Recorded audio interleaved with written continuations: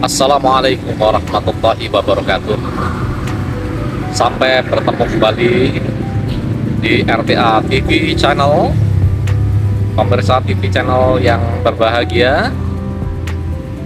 Pagi ini sekitar pukul 7 pagi, saya mencoba mencicipi hidangan di kafe Kopi Nako, perumahan Kota Wisata Cibubur, sambil bersantai mencicipi aneka makanan ringan juga minuman. Saya membeli minuman kesukaan saya, yaitu susu madu jahe, disingkat Sumaja. Semoga semuanya pada sehat walafiat dalam lindungan Tuhan Allah Subhanahu wa Ta'ala. Kita nikmati dulu. Ini Sumaja, susu madu jahe. Ini ada madunya, kalau jika kurang bisa ditambahin. Kita minum sedikit-sedikit sambil kita rasakan. Kita aduk-aduk.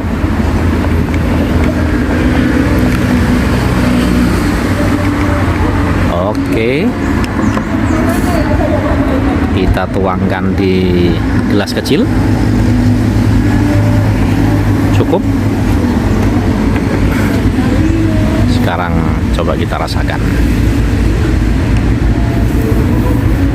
Kita rasakan.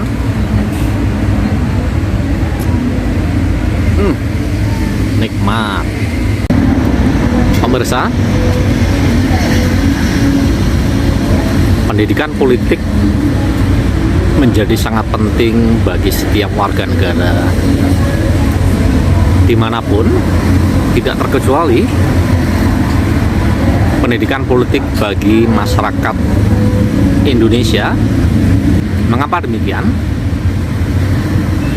Karena dengan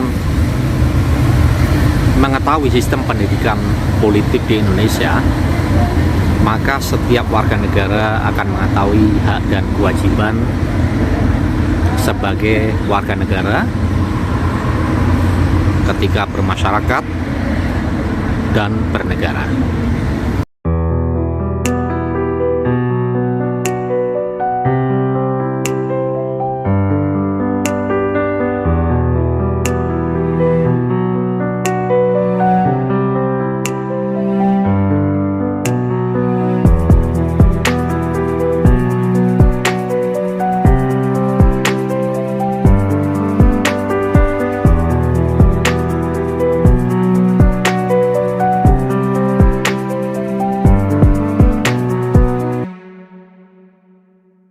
Ngomong-ngomong tentang politik, apa sih sebenarnya politik itu?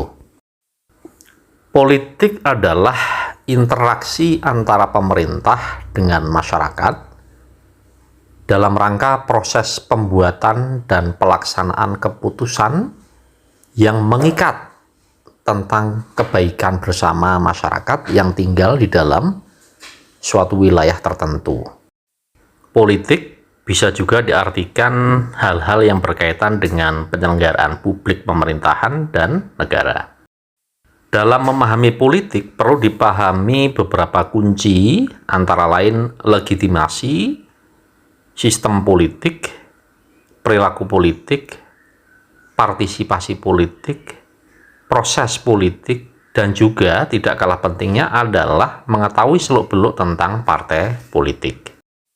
Tanpa pendidikan politik yang baik, persepsi generasi muda terhadap kontestasi politik lebih dimaknai sebatas upaya merebut dan melanggengkan kekuasaan.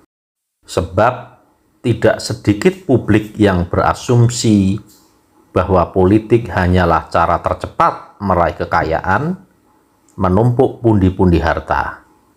Sebab banyak kasus korupsi terungkap melibatkan elit politik, anggota legislatif, hingga kepala daerah.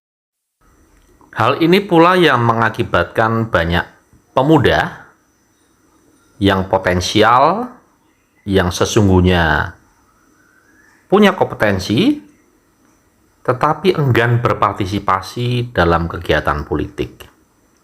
Mereka lebih memilih membangun startup atau berwirausaha ketimbang terjun ke panggung politik.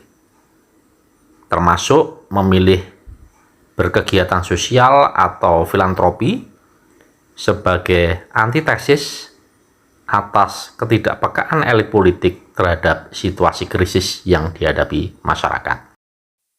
Selain masih adanya isu praktek jual beli kendaraan partai politik, ongkos untuk pemenangannya pun juga tidak murah.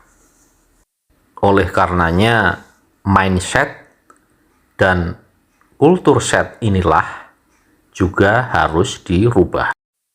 Proses pendidikan di Indonesia dan berbagai negara di belahan dunia saat ini telah dihadapkan dengan tantangan arus globalisasi.